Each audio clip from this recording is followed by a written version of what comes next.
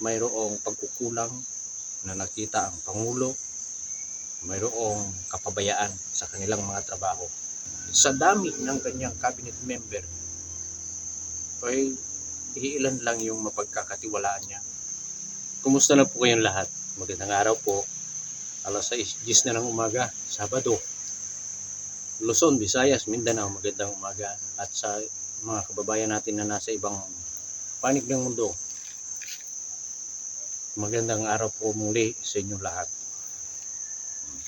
Ito na naman tayo mag-usap-usap, gawa ng reaksyon patungkol doon sa mga cabinet member ng President Bongbong Marcos na sinabihan niya na magbigay ng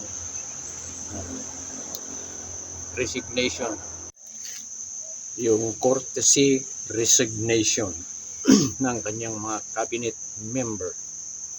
At yun nga, lahat sila talagang nag-courtesy resignation, pero wala pang ipinapalit. At habang naririyan pa sila, maghahanap pa ang presidente ng ipapalit sa kanila, at walang sino mang pwedeng pumigil sa kanila.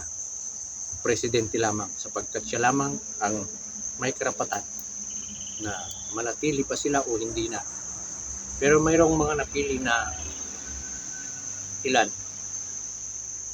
lang sila, mahigit sa 60 yata yung cabinet member. Ang dami, pero parang 6 lang yung mananatili. Sa makatwid, sa dami ng kanyang cabinet member, ay iilan lang yung mapagkakatiwalaan niya, iilan lang yung talagang gumagawa ng para sa bayan. Lahat na yon, maliban doon sa mga napili niya na mamamalagi sa kanyang cabinet member, ay mayroong pagkukulang na nakita ang Pangulo, mayroong kapabayaan sa kanilang mga trabaho. Pati si USEC Secretary Claire Castro, mapapalitan yan kasi lahat kasama siya sa mga cabinet member. Hindi natin alam kung sino-sino, pero abangan natin kung sino-sino yung mga ipapalit niya. Pero ito muna yung mga yan.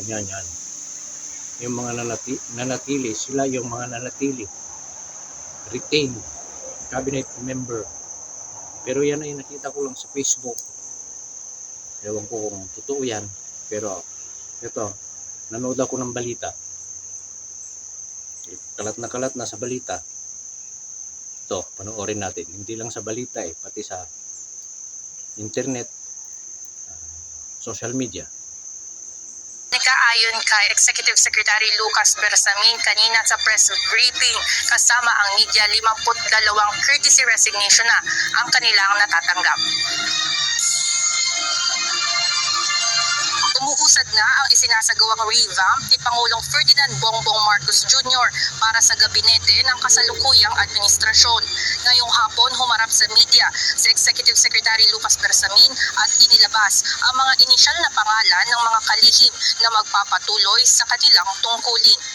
Ayon kay E.S. Bersamin, unang in-evaluate ng Pangulo ang nasa economic team ng administrasyon, kung saan 5 miyembro ng gabinete ang kumpirmadong mananatili sa kanilang pwesto. Kasama na rito si Department of Trade and Industry o DTI Secretary Maria Cristina Roque, Finance Secretary Ralph G. Recto, Department of Economy, Planning and Development o DepDev Secretary Arsenio M. Balisacan, Budget and Management o DBM Secretary Amena F. Pangandaman at Special Assistant to the President, Secretary Frederick Go.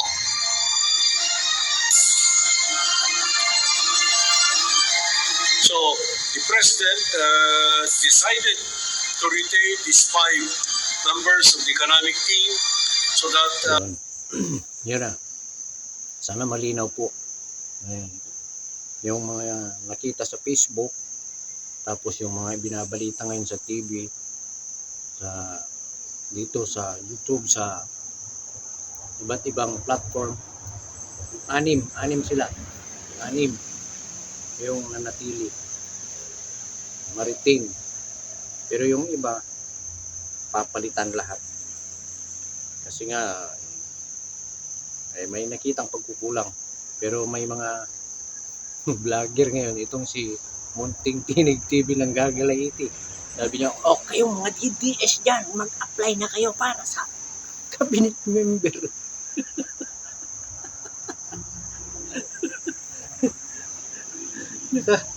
Nakakatawa. Bakit pilitin niyo yung mga tao kung bahala yung presidente na mamili kung sinong ilalagay dyan.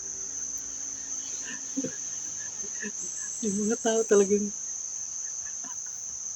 di mo alam, di ba, malaman kung ano yung takbo ng isip. Kayong mga DDS dyan, mag-apply na kayo para sa cabinet. Ay, naku po. Ayan po yung mga... Pero pakinggan nga natin muna yung sinabi ng isang cabinet member patungkol doon sa kanilang mga pinagdaanan, patungkol sa kanilang trabaho, at patungkol sa ating Pangulo. Lahat kami ay naghain ng aming courtesy resignations as called for by the President. Walang nag-take. Kasi alam namin na Pangulo lamang ng Pilipinas ang makakapagsabi kung hanggang kailan kami maninilbihan sa taong bayan. Maliwanag po sana sa atin yan. Kahit ano pa man ang sinasabi ng iba't ibang quarters, ang mananaig dito ay yung kagustuhan ng ating Pangulo. Now, as far as the cabinet or the number of resignations, yung mga nag-resign, courtesy resignation, as of the time that we started this press conference, there have already been about 52 who have submitted. So, makikita nyo dyan yung extent ng panawagan ni Presidente. Lahat ay sumasang-ayon sa panawagan, nag-submit ng courtesy resignation. So, nasa kamay na talaga ng Pangulo ng Pilipinas. Tama naman yung presidente lamang ang may karapatan kung sino yung pipiliin niya na mananatili sa kanyang kabinete, kung sino yung aalisin, kung sino yung tatanggalin. Kasi doon sa interview kay Katunying, yung pag-i-interview ni Katunying sa presidente, talagang mararamdaman mo yung pagkabigo ng presidente sa kanyang mga plano para sa Pilipinas. Magagandang mga plano. May mga pumipigil. Naghalimbawa pa nga yung isang CEO, pag nagsalita doon sa kanyang mga tao, ay kaagad-agad. Samantalang ang presidente, pag nagsalita, pag sinabi niya, ganito ang gawin natin, ganito, dapat mabilisan, ay hinaharangan daw. Anong klaseng mga cabinet member yun? Pagka ganon, walang silbi yung mga cabinet member na mga ganon. Dapat palitan talaga. Parang pinangungunahan pa siya. Nakakakuan yun sa damdamin. Bilang isang presidente, dapat sundin mo siya. Hindi yung inilagay ka dyan na cabinet member, para ka ng sino. Hindi ganon. Sundin mo yung mga ipinapagawa ng presidente na ikagaganda ng bayan Pilipinas. Yun lamang po. Maraming salamat.